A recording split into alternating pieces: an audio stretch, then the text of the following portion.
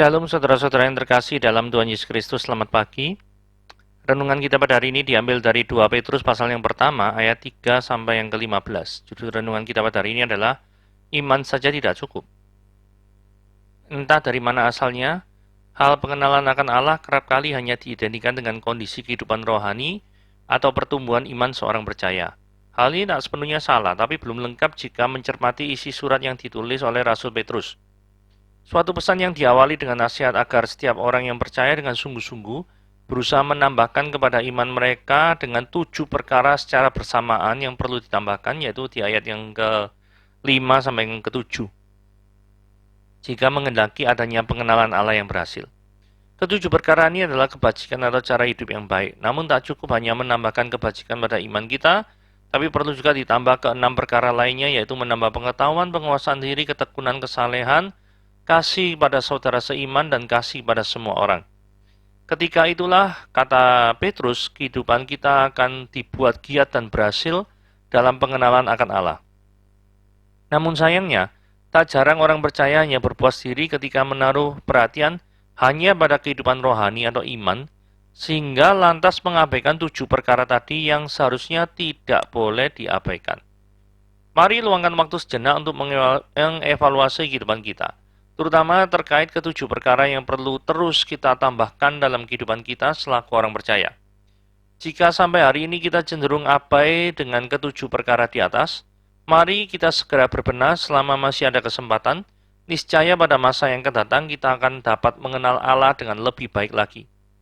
Dalam mengenal Kristus, iman juga perlu dilengkapi dengan perkara-perkara yang membangun jiwa dan pikiran kita. Oke, mari kita lihat pembahasannya gitu ya.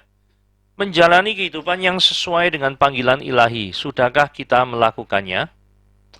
Oke, mari kita baca 2 Petrus pasal yang pertama ayat 3 sampai 15. Karena kuasa ilahinya telah menganugerahkan kepada kita segala sesuatu yang berguna untuk hidup yang saleh oleh pengenalan kita akan Dia yang telah memanggil kita oleh kuasanya yang mulia dan ajaib. Dengan jalan itu Dia telah menganugerahkan kepada kita janji-janji yang berharga dan yang sangat besar, supaya olehnya kamu boleh mengambil bagian dalam kodrat ilahi dan luput dari hawa nafsu duniawi yang membinasakan dunia.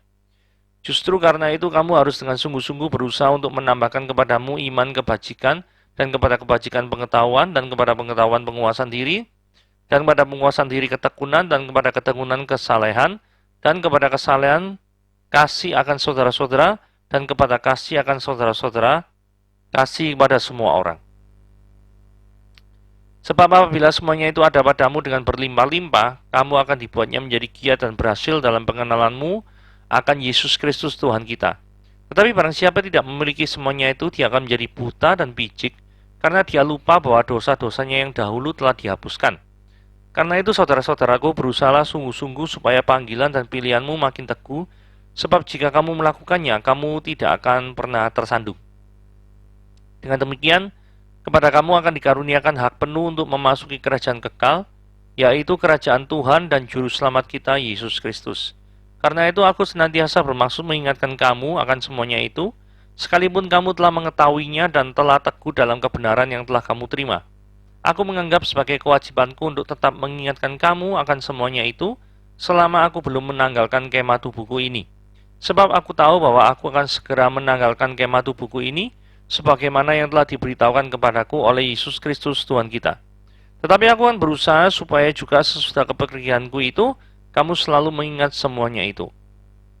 Oke, mari kita lihat ya. Ayat 3 dikatakan gini ya, karena kuasa ilahinya telah menganugerahkan kepada kita segala sesuatu yang berguna untuk hidup saleh. Saudara, kuasa ilahinya ini menarik perhatian. Ada seorang penafsir yang namanya Lenski gitu ya. The deity of Jesus Christ is the foundation of this entire epistle. Cancel it and jumble ruin is left. Jadi keilahian Yesus Kristus adalah dasar dari seluruh surat ini. Hapuskanlah itu, maksudnya hapuskanlah Yesus itu bukan Tuhan lah apa. Andai kata itu dihapuskan, maka yang tertinggal itu hanyalah reruntuhan dan puing-puing kekacauan. Karena apa? Karena surat daripada Petrus ini dibangun di atas dasar kebangkitan Kristus. Jadi kebangkitan yang menandai daripada keilahian Yesus Kristus. Tanpa adanya kuasa ilahi, maka kita tidak akan memiliki kemampuan untuk hidup saleh. Itulah sebabnya ada kaitan antara kuasa ilahi dan hidup saleh. Saudara perhatikan baik-baik ya, kuasa ilahinya telah menganugerahkan kepada kita segala sesuatu yang berguna untuk hidup saleh.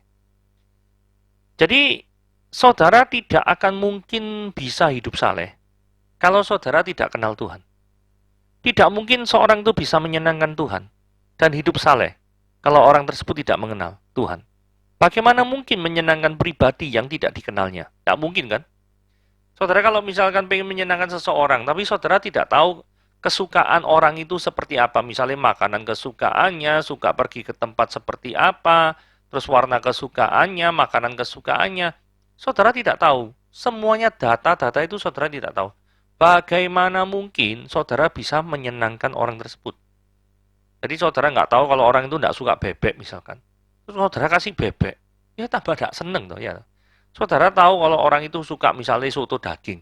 Saudara kasih soto ayam misalkan. Ya, nah ini tidak cocok semuanya. Walaupun mungkin sama-sama sotonya ya. Jadi, kalau ketika saudara tidak mengenal orang itu, tidak mungkin saudara bisa menyenangkan. Ini prinsipnya seperti itu. Ini juga sama. Tidak mungkin seorang itu bisa menyenangkan Tuhan, hidup yang saleh, kalau dalam hatinya itu tidak memiliki kerinduan untuk mengenal Dia. Nah, ayat 4 di kata sambung ini ya, dengan jalan itu. Dengan jalan itu maksudnya dengan jalan apa? Nah, saudara perhatikan ayat 3 ya.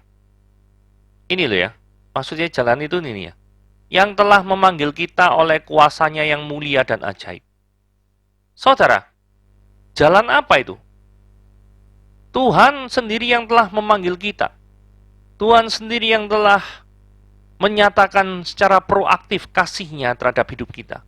Ini menunjukkan bahwa manusia itu pasif, manusia terkungkung di dalam dosa. Tetapi Allah itu aktif. Allah tidak tinggal diam, oleh kasih-Nya yang luar biasa. Dia secara proaktif memanggil kita oleh kuasanya yang mulia dan ajaib. Allah itu berperan aktif dalam peristiwa pemanggilan kita. Nah, kemudian dikatakan gini ya. Dia yang memanggil aktif itu telah menganugerahkan kepada kita janji-janji yang berharga dan sangat besar. Apa sih janji-janji yang berharga dan sangat besar? Saudara, kalau menurut saya, ini Tuhan itu menyediakan tempat bagi kita semuanya kelak di surga nanti. Itulah janji yang besar dan sangat berharga. Menurut saya seperti itu.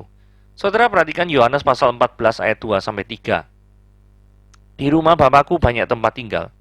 Jika tidak demikian tentu aku mengatakannya kepadamu. Sebab aku pergi ke situ, ke rumah Bapa itu, untuk menyediakan tempat bagimu.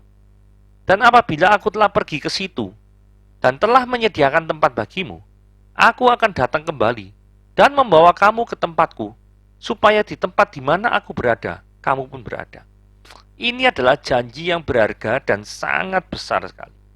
Karena tidak semua orang itu memiliki privilege atau hak istimewa untuk menempati tempat yang sudah disediakan oleh Kristus. Nah, kemudian saudara perhatikan baik-baik. Setelah menerima janji ini, ya, supaya olehnya kamu boleh ambil bagian dalam kodrat ilahi dan luput dari hawa nafsu dunia yang membinasakan dunia. Saudara perhatikan baik-baik.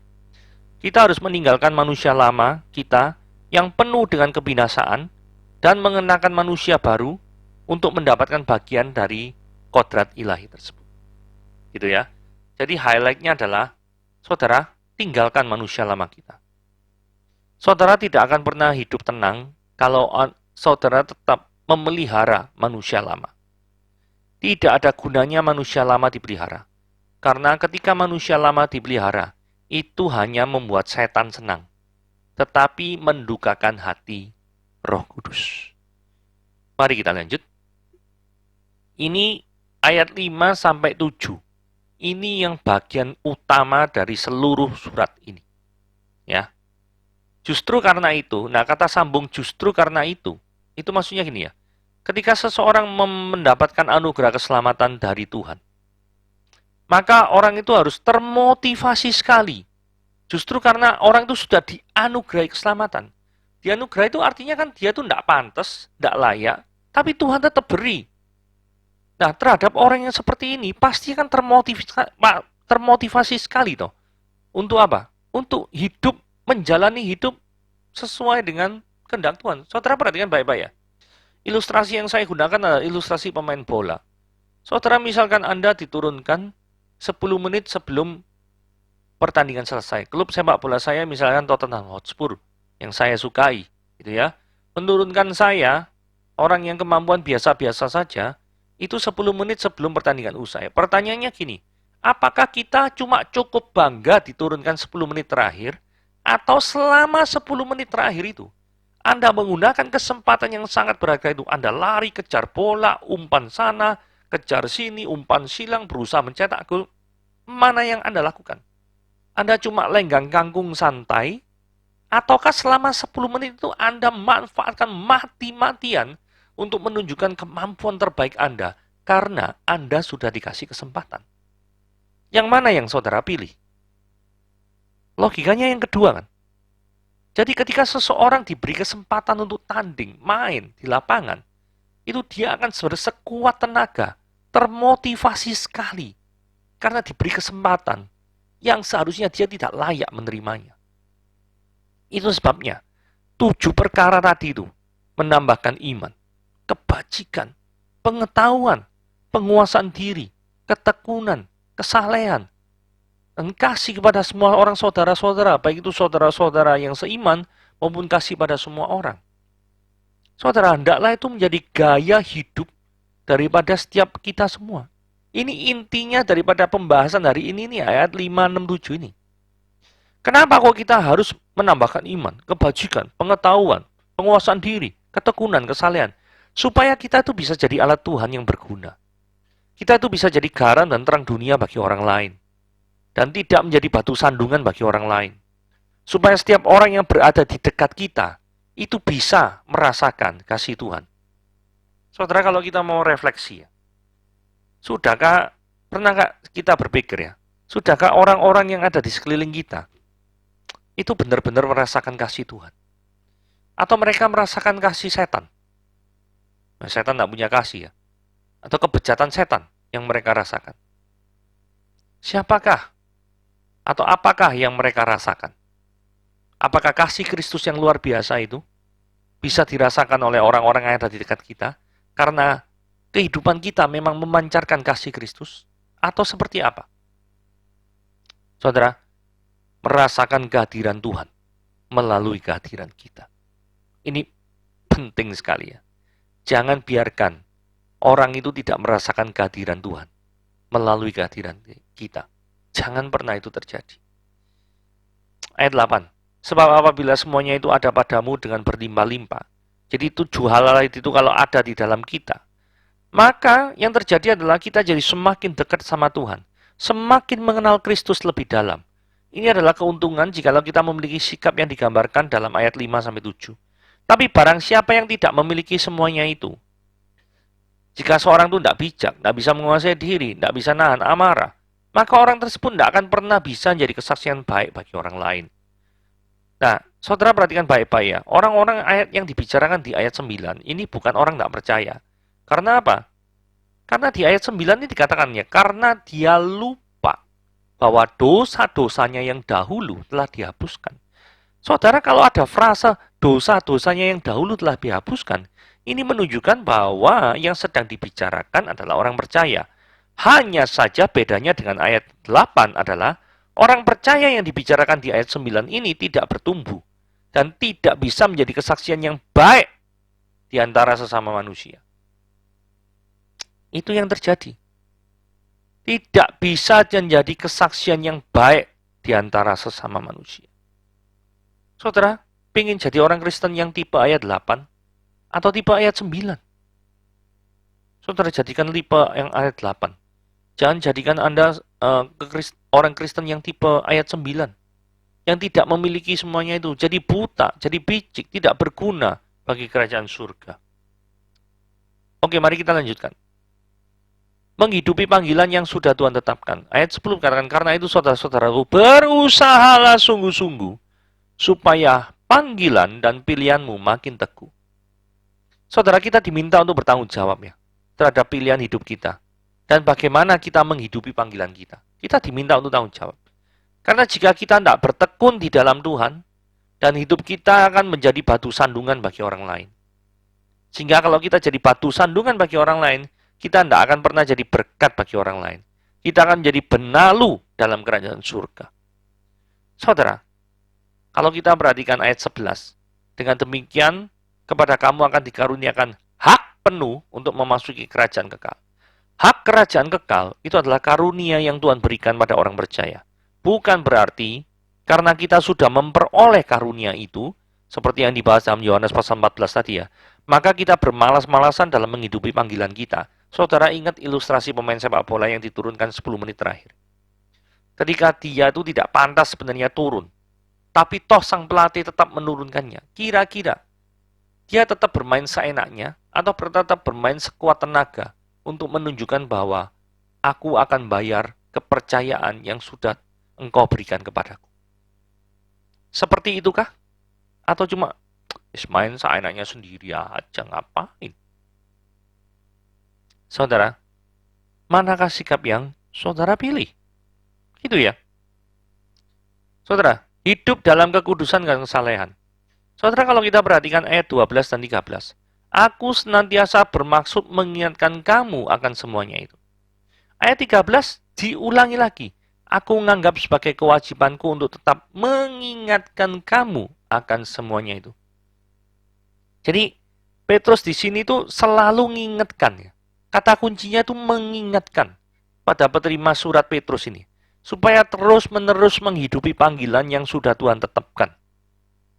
Ya, jadi hidup dalam nanti itu kesalehan, penguasaan diri, keadilan ya. Petrus tidak bosan-bosannya mengingatkan fakta ini. Sekalipun mereka sudah mengetahui. Di ayat 12 jelas ya. Sekalipun kamu telah mengetahuinya dan telah teguh dalam kebenaran yang telah kamu terima. Sudah tahu dan tidak melenceng ya. Teguh. Tapi toh tetap sama Petrus diingatkan. Jadi Petrus tidak bosan-bosannya mengingatkan fakta ini sekalipun mereka sudah mengetahuinya. Menunjukkan bahwa hidup dalam kesalehan setelah menerima Tuhan Yesus Kristus itu benar-benar sangat-sangat penting. Karena kalau nggak gitu, nggak mungkin Petrus ini ngulang-ngulangi terus.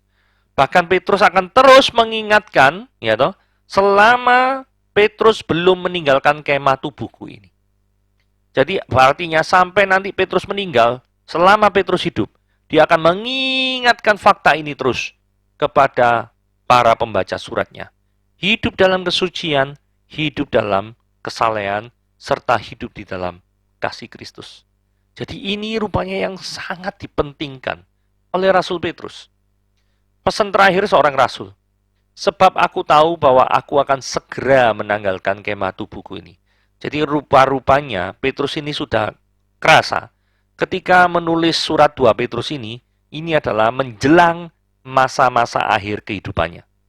Dan ketika Petrus mau menjelang masa-masa akhir kehidupannya, maka dia akan selalu mengingat semuanya itu. Untuk ketiga kalinya kata mengingat ini diulangi lagi oleh Petrus. Meminta pada para pembacanya untuk hidup dalam kesalehan. Saudara, kalau sampai Petrus ini ngulangi sampai 3 kali. Seberapa pentingnya sih bagi kita, orang-orang Kristen, untuk menghidupi panggilan kehidupan kita. Untuk hidup dalam, mari kita ulangi lagi ya. Sama seperti Petrus saja ngulangi ya. Hidup dalam iman, hidup dalam kebajikan, dalam pengetahuan. Tidak boleh malas-malasan belajar firman ya. Harus menguasai diri, ketekunan, kesalehan, dan mengasihi rekan-rekan saudara sekalian. Saudara, sekali lagi diulangi ya. Hidup di dalam iman, kebajikan, pengetahuan, penguasaan diri, ketekunan, kesalehan, dan menaruh belas kasihan kepada saudara-saudara seiman kita. Kiranya 7 kegiatan kehidupan yang saleh ini bisa menjadi bagian dalam kehidupan kita semua. Biarlah nama Yesus ditinggikan, biarlah kita bisa menjadi kesaksian yang baik kepada orang-orang yang ada di sekitar kita, dan yang terlebih penting lagi adalah orang-orang merasakan kehadiran Kristus, kehadiran Tuhan, ketika kita hadir di dalam komunitas kita. Oke, Tuhan Yesus memberkati.